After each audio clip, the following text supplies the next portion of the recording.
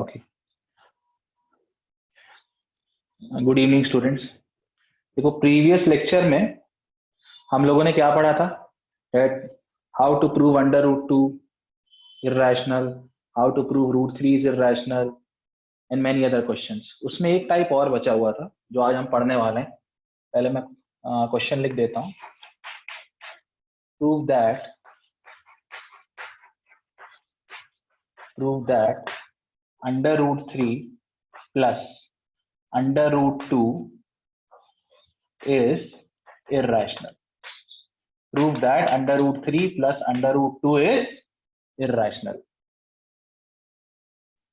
ठीक है, बोर्ड सभी को दिख रहा होगा वैसे। चलो, अब देखो कैसे प्रूफ करना है। वही तरीका है। सबसे पहले प्रूफ लिखा। अब देखो, over here we need to prove under root 3 plus under root 2 irrational. तो इसको हम कॉन्ट्राडिक्शन मेथड से करेंगे। क्या होगा कॉन्ट्राडिक्शन मेथड? सबसे पहले हम इस रूट 3 प्लस रूट टू को क्या कंसिडर कर लेंगे? रैशनल। तो लिखो, let us assume on contrary that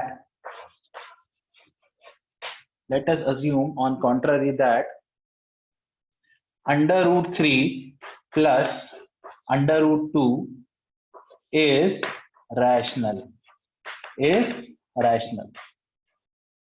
Then अच्छा, अगर रैशनल है तो उसको कैसे रिप्रेजेंट कर सकते हैं? इस तरह से लिख सकते हैं, root 3 plus root 2, this will be equal to a upon b,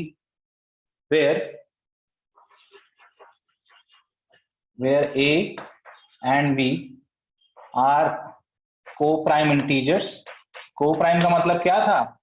इन दोनों में कॉमन फैक्टर क्या है? 1 है, या इन दोनों का HCF क्या है? 1 है। where a and b are co-prime integers and b is not equal to 0. बिल्कुल वैसे ही चल रहा है जैसा अभी सैटरडे को पढ़ा था हमने। ठीक, अच्छा। और अब यहाँ पर देखो, सैटरडे को जितने हमने क्वेश्चंस पढ़े थे ना, उसमें क्या होता रहा? सिर्फ एक इर्रेशनल दिया रहता रहा। अब यहाँ पर क्या है? देखो, यहाँ पर दो इर्रेशनल दिख रहा है, रूट 3 भी इर्रेशनल है, रूट 2 भी इर्रेशनल है। तो हमें यहाँ कुछ ऐसा कुछ करना है जिससे कि सिर्फ हमें एक इर्रेशनल मिले। यहाँ पर कुछ ऐसा करना है जिससे सिर्फ एक इर्रेशनल यहाँ पर दिखाई दे। वो कैसे होगा? देखो, दोनों तरफ स्क्वायर कर दो। On squaring both sides,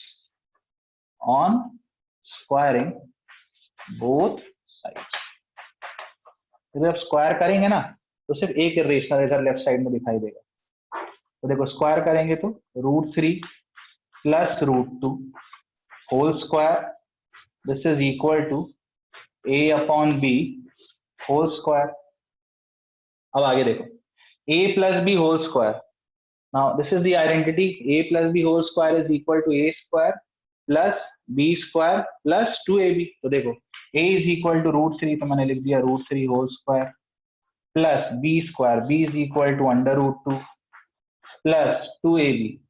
2 into a is equal to root 3 and b is equal to under root 2. This is equal to a square upon b square. Now solve it.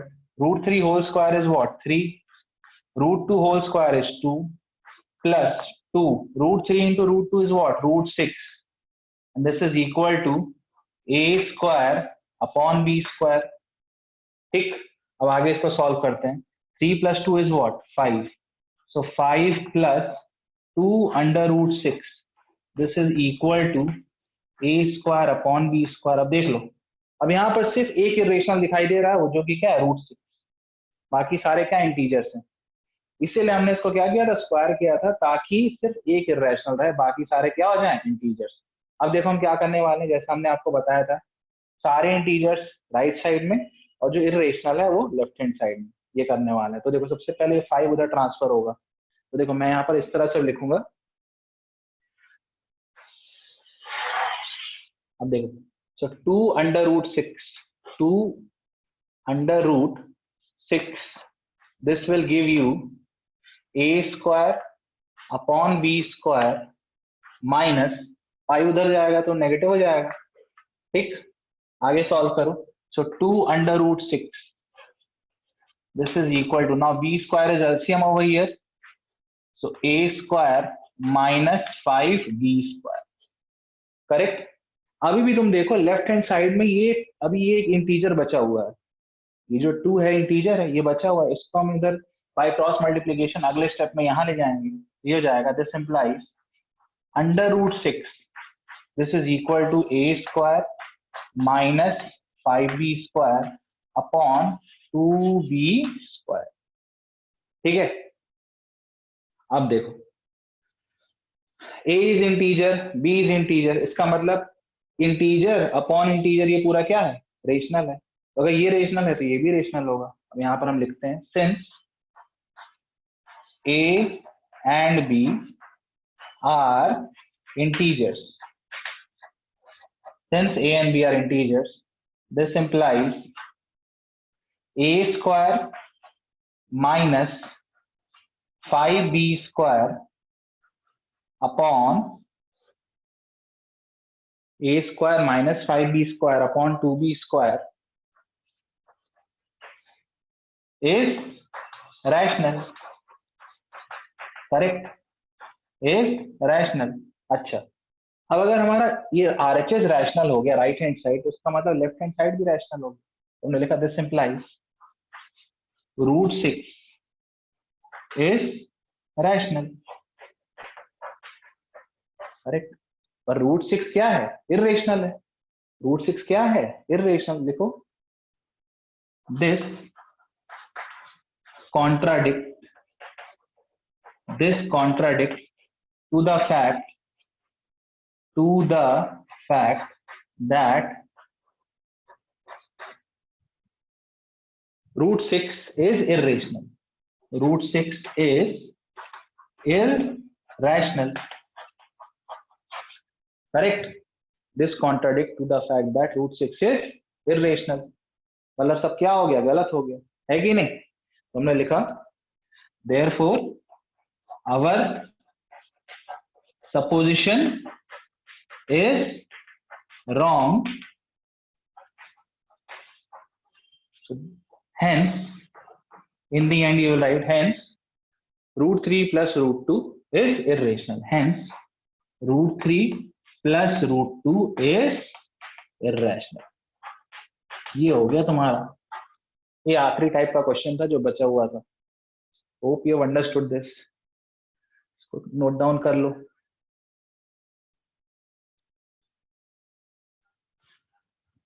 So exercise 4.1.4, question number 1 is without actually performing the long division, state whether the following rational numbers will have a terminating decimal expansion or a non-terminating repeating decimal expansion। अब देखो सबसे पहले क्या कह रहा है इस question में, जितने भी ये नंबर्स हैं सारे रेशनल है, ये क्वेश्चन में ही दिया हुआ है।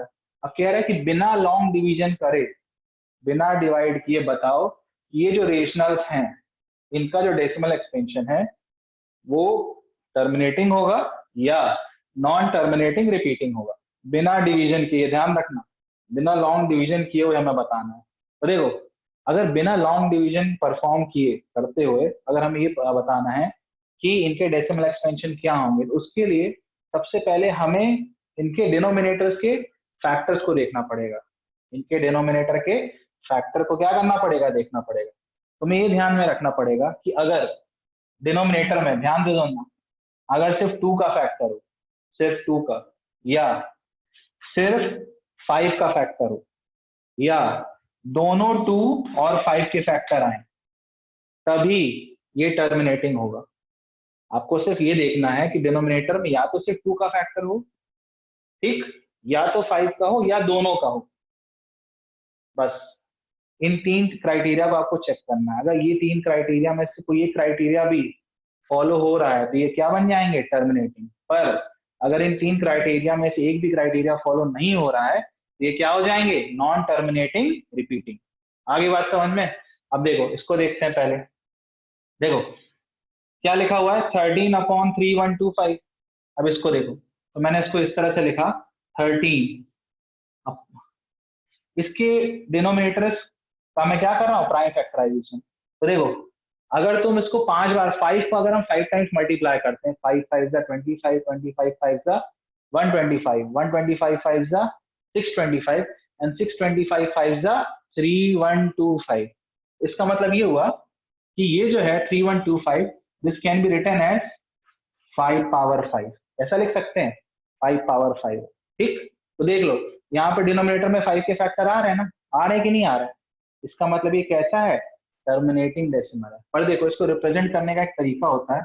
देखो यहाँ पर 2 का फैक्टर नहीं, तो हम क्या करते हैं 2 लिख देते हैं और उसके ऊपर क्या लगा देते हैं, पावर 0। क्या लगा देते हैं, पावर 0। कोई चेंज, उसमें कोई फर्क तो पड़ना नहीं है। तो हमने लिखा यहाँ पर सिंस डिनोमिनेटर, सिंस डिनोमिनेटर, ठीक, इज ऑफ फॉर्म, डिनोमिनेटर किस फॉर्म में है, 2 पावर m, ऐसा लिख लो 2 power m into 5 power n, where m and n are non-negative integers। अच्छा, नॉन नेगेटिव इंटीजर्स क्या होते हैं? नॉन नेगेटिव इंटीजर्स मतलब जो 0 से स्टार्ट होते हैं, 0 1 2 3 4। तो देखो यहाँ पर 2 का पावर 0 है, नॉन नेगेटिव है। यहाँ भी 5 का पावर क्या है, 5 है, वो भी नॉन नेगेटिव है।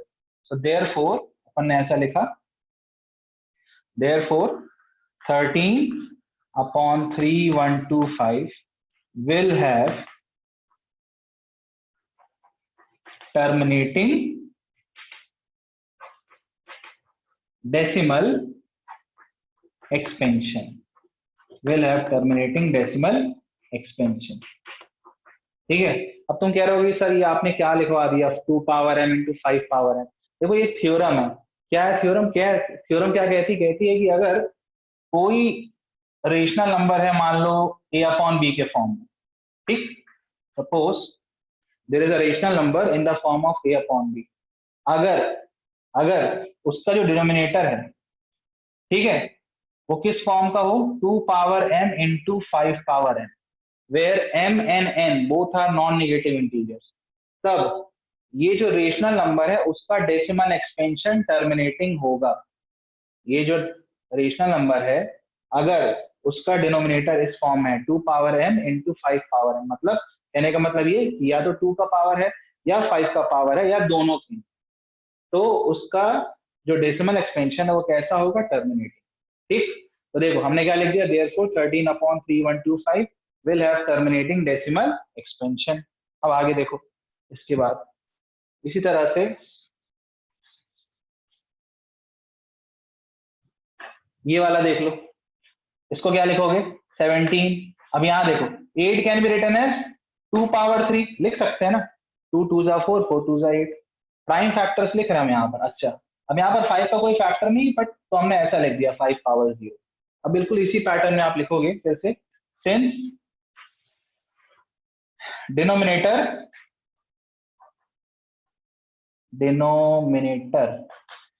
is of form 2 power m into 5 power n, where आगे लिख लोगे ना, where m and n are non negative integers. ठीक है, फिर से नॉन नेगेटिव हो गए, और यहाँ पर देख लो ये वो यही फॉर्म को फॉलो कर रहा है। इसका मतलब ये क्या है, इस बार इसमें क्या होगा, टर्मिनेटिंग डेसिमल एक्सपेंशन होगा। तो हमने लिखा therefore 17/8 has terminating decimal expansion. ठीक, अच्छा थर्ड वाले को देख लेते हैं। चलो ये कैसा लिखा हुआ है, 64, इसको ऊपर वाले का तो वैसे ही कॉपी करते हैं, 455। तो 455 तो देखो प्राइम फैक्टराइजेशन करते हैं, दिस इज 455। सबसे पहले 5 से 5 9 जा 45, 5 1 जा 5, 7 13 जा 13 1 जा। ठीक, तो इसके फैक्टर्स क्या हैं, 5 इंटू 7 इंटू 13, अब यहाँ पर ध्यान से देखना, देखो यहाँ पर 5 का फैक्टर तो है प्राइम फैक्टर, पर 5 के साथ में और क्या क्या आ गया प्राइम फैक्टर, 7 और 13। देखो मैंने क्या कहा था तुम लोगों से कि टर्मिनेटिंग होने के लिए या तो सिर्फ 2 का फैक्टर हो डिनोमिनेटर में, या 5 का हो, या दोनों हो, उसके अलावा कोई भी प्राइम फैक्टर नहीं होना चाहिए। पर यहाँ पर तुम देखो 5 के अलावा 2 और प्राइम फैक्टर 7 और 13 यहाँ पर आ गए। इसका मतलब कि ये जो है ये वाला रेशनल नंबर, इसका डेसिमल एक्सपेंशन कैसा होगा, नॉन टर्मिनेटिंग रिपीटिंग। यहाँ लिख दो, since denominator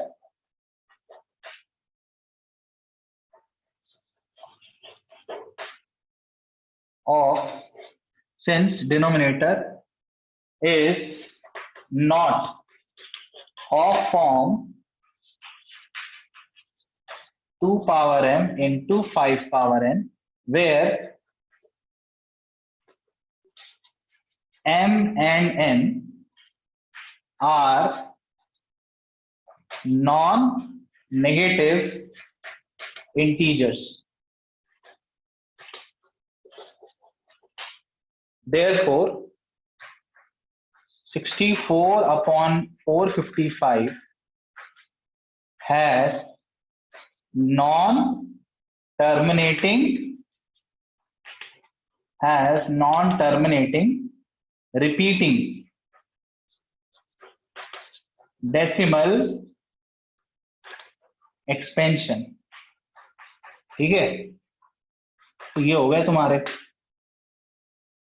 hope you understood this.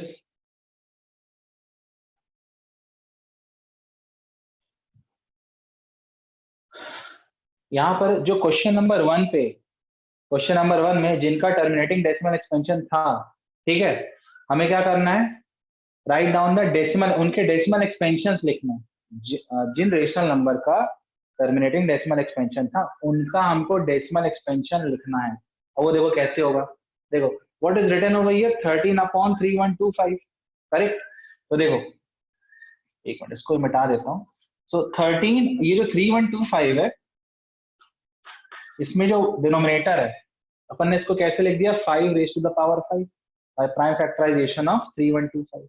अच्छा, अब हमको इसका डेसिमल एक्सपेंशन निकालना है, तो उसके लिए तुम डिवाइड नहीं करोगे। देखो क्या करोगे, ध्यान से देखो, तुम्हें क्या करना है, नीचे जो डिनोमिनेटर है, ध्यान से सुनना, नीचे यहाँ पर जो डिनोमिनेटर है उसको या तो 10, 100, 1000 या 10,000 के बराबर तुमको बनाना है। नीचे जो डिनोमिनेटर है उसको तुमको 10, 100, 1000 या 10,000 के बराबर बनाना है। अब वो कैसे होगा, देखो what is written over here 5 power 5। तुम खुद सोचो, अगर मैं यहाँ पर 2 पावर 5 मल्टीप्लाई कर दूं, क्या मल्टीप्लाई कर दूं, 2 पावर 5 डिनोमिनेटर में, तो ये 2 और 5 ये जो दोनों बेसिस में मल्टीप्लाई होकर क्या बन जाएंगे 10, और पावर क्या रहेगा 10 टू द पावर 5। आई बात समझ में। तो देखो मैंने नीचे क्या लिखा 2 पावर 5, तो जितना हम नीचे लिखते हैं मल्टीप्लाई कर, उतने से हम क्या करेंगे ऊपर भी मल्टीप्लाई करेंगे। ठीक है, अब आगे देखो, तो this is equal to 13 into 2 power 5 is how much, 2 2 जा 4, 4 2 जा 8, 8 2 जा 16, 16 2 जा 32, तो मैंने यहाँ 32 लिख दिया। अब यहाँ देखो, तो देखो दोनों बेस का पावर सेम है, तो मैंने क्या किया, पहले बेसिस को एक साथ मल्टीप्लाई कर लिया और जो कॉमन पावर था उसको बाहर लिख दिया। ठीक, अब अगले स्टेप में देखो क्या होगा, नाउ मल्टीप्लाई 32 इंटू 13, क्या मिलेगा, देखो पहले यहाँ साइड में मल्टीप्लाई कर लेते हैं, 32 मल्टीप्लाइड बाय 13, 3 2 जा 6, 3 3 जा 9, 1 2 जा 2, 1 3 जा 3, 6 9 plus 2 is 11, carry 1, this is 416. In numerator we are getting 416 upon 5 2 जा 10, 10 to the power 5, this is equal to 416।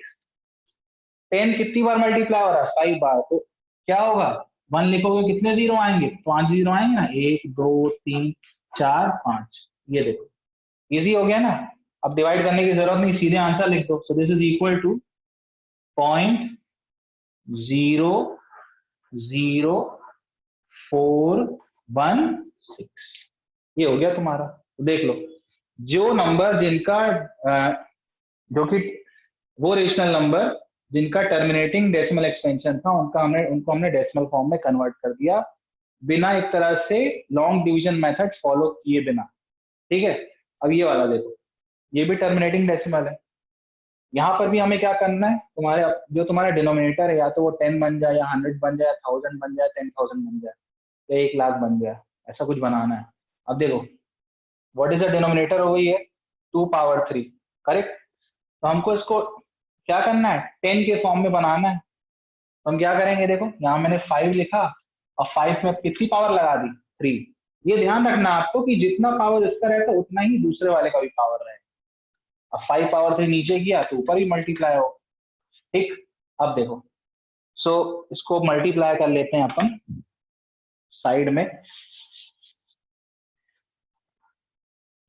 5 power 3 is how much, 125। so 125 into 17, 7 5s are 35, carry 3, 7 2s are 14, 14 plus 3 17, carry 1, 7 1s are 7, 8, 1 5s are 5, 1 2s are 2, 1 1s are 1, 5, 7 plus 5 is 12, carry 1, 10, 11, carry 1, so this is what 2125।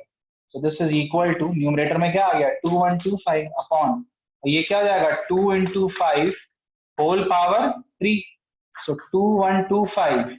आगे देखते जाओ, 2 5s are 10 whole power 3, 2125, 10 power 3 मतलब कितना 3 0, and this is equal to what 2.125। ये है तुम्हारा, इस तरह से करना है तुमको इस क्वेश्चन को। बाकी जितने भी टर्मिनेटिंग वाले हैं उनको खुद से कर डालो, चलो do it fast. Now question number 3 is, the following real numbers have decimal expansions as given below. In each case, decide whether they are rational or not. If they are rational and of the form P upon Q, what you say about the prime factor of Q?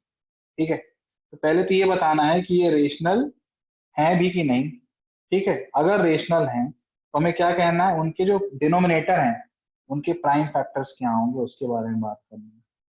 आई बात समझ में? तो देखो सबसे पहला वाला जो है थर्ड का फर्स्ट, पहले मैं उसको लिख देता हूँ 43.1234567891 1 2 3 4 5 6 7 8 9, ठीक है। This is first one. ये सेकेंड वाला देखो, पहले मैं नोट डाउन कर दे रहा हूँ 0.1201 2001, अरे बाप रे बाप, 2001 and so on, and third one is 43.1234567891 1 2 3 4 5 6 7 8 9, correct. अच्छा देखो ये पूरा क्वेश्चन हो गया। पहले तो ये बताना है कि भाई टर्मिनेटिंग रेशनल है कि नहीं। पहला वाला है, देखो पहला वाला कैसा है, टर्मिनेटिंग डेसिमल है ना। देखो डिवीजन खत्म हो जा रहा है, division is ending after 1 2 3 after 9 steps. ये पहला वाला कैसा है, टर्मिनेटिंग है, इसलिए कैसा है ये रेशनल, ठीक। अब दूसरा वाला देखो, ये दूसरा वाला कैसा है, non terminating repeating. Non terminating repeating कैसे होते हैं, इर्रेशनल। तो सेकंड वाला कैसा है, non terminating repeating. Why non terminating, क्योंकि देखो डिवीजन खत्म नहीं हो रहा है, उसके बाद डिजिट्स क्या रिपीट नहीं कर रहे हैं। तो जब भी non terminating repeating decimal expansion आए वो कैसा होता है, इर्रेशनल। थर्ड वाला देखो, ये जो थर्ड वाला है इसका डेसिमल एक्सपेंशन ऐसा है, नॉन टर्मिनेटिंग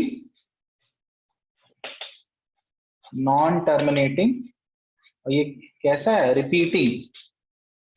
और नॉन टर्मिनेटिंग रिपीटिंग किसका फॉर्म है, रेशनल का। तो मतलब ये कैसे हैं, रेशनल, ठीक है। आई बात समझ में? और इसका जो क्यू है वो तुम लोग खुद से देख लेना भाई, इसका क्यू कितना रहेगा, यहाँ 1 लगाना, उतने सारे 0 लगा देना, ठीक है।